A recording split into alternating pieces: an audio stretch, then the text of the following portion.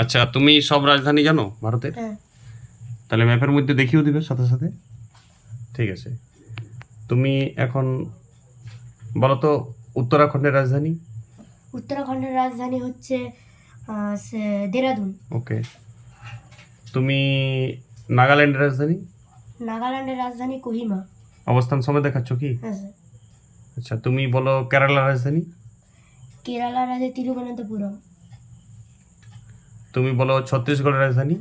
ছত্তিশগড়ের রাজধানী রায়পুর। ওকে। তুমি বলো সিকিমের রাজধানী। সিকিমের রাজধানী গ্যাংটক। ওকে। তুমি বলো হিমাচল প্রদেশের রাজধানী। হিমাচল প্রদেশের রাজধানী সিমলা। উত্তরপ্রদেশ। উত্তরপ্রদেশের রাজধানী হচ্ছে লখনৌ। মধ্যপ্রদেশ। মধ্যপ্রদেশের রাজধানী ভোপাল। কর্ণাটক। কর্ণাটকের রাজধানী বেঙ্গালুরু। তামিলনাড়ু। চেন্নাই। অরুণাচল প্রদেশ। ইটানগর। মেঘালয়। শিলং। আসাম। দিসপুর। গুজরাট। গান্ধীনগর। মুম্বাই, এই মহারাষ্ট্র। মুম্বাই। ছত্তিশগড়। রায়পুর। মধ্যপ্রদেশ। ভোপাল। মিজোরাম। আইজল। মণিপুর। ইম্ফল। আসাম। দিসপুর। তুমি কি জানো যে ভারতের কতগুলি রাজ্য আছে?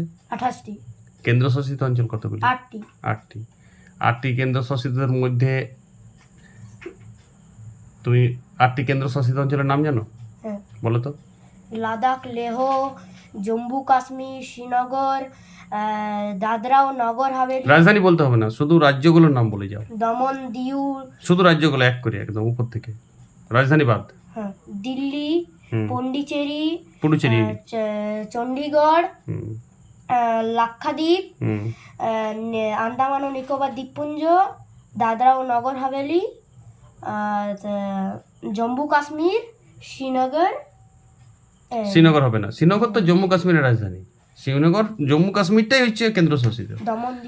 দমন দিও দাদরা নগর হাভেলি একসাথে, এখন একটাই হয়েছে, ওটা আগে আলাদা ছিল। আর একটা তুমি বল লাদাখ, লাদাখটা বলবে, রাজধানী বলার দরকার নেই, লেহ, এই 8টা।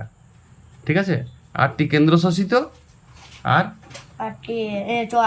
28টি রাজ্য। কেন্দ্রশাসিত ওটা কেন্দ্র, মানে কেন্দ্র সরকার, অর্থাৎ ভারতের যে রাষ্ট্রপতি, তিনি ডিরেক্ট শাসন করেন ওগুলোকে।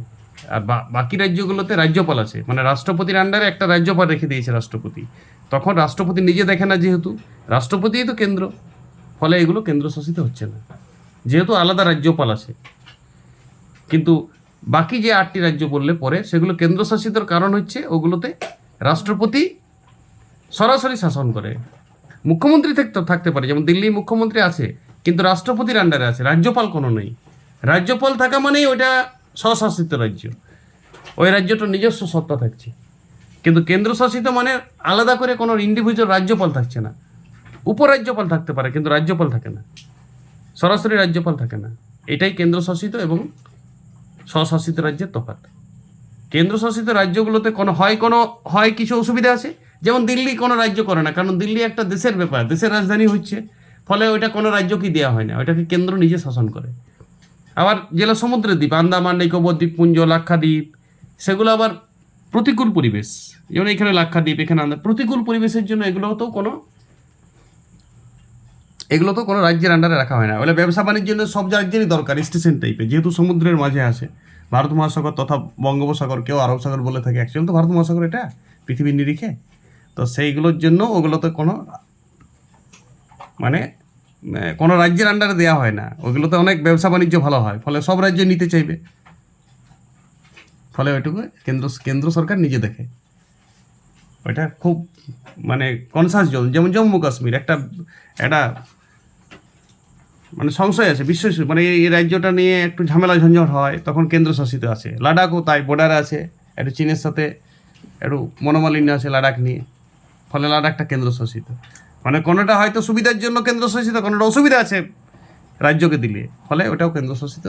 যেমন জম্মু কাশ্মীরটা আগে রাজ্যই ছিল, এখন জম্মু কাশ্মীরকে ভেঙে জম্মু কাশ্মীর আলাদা কেন্দ্রশাসিত হয়ে গেছে, আবার লাদাখ আলাদা হয়ে গেছে। বুঝতে পেরেছো তুমি? ওকে, অনেক ভালো পড়াশোনা করো, অনেক এগিয়ে যাও। ভূগোল, ভারতের রাজ্য যদি সঠিক অবস্থান ছিল ম্যাপের উপর, শুধু রাজ্যের নাম জানলে হবে না, অবস্থান চিনতে হবে, তাহলে তুমি ভূগোলে এবং ইতিহাসে অনেক উন্নত হবে। ভূগোল ইতিহাস পড়াটা তোমার অনেক সহজ হয়ে যাবে, কোনো প্রশ্ন উত্তর মুখস্থ করতে লাগবে না। এমনিভাবে পৃথিবীর দেশগুলোরও অবস্থান জানা দরকার, পৃথিবীতে সব দেশের, মহাদেশের প্লাস তারপরে আবার দেশ, এভাবে পড়াশোনা তোমার উন্নতি করবে। ওকে, ভেরি গুড।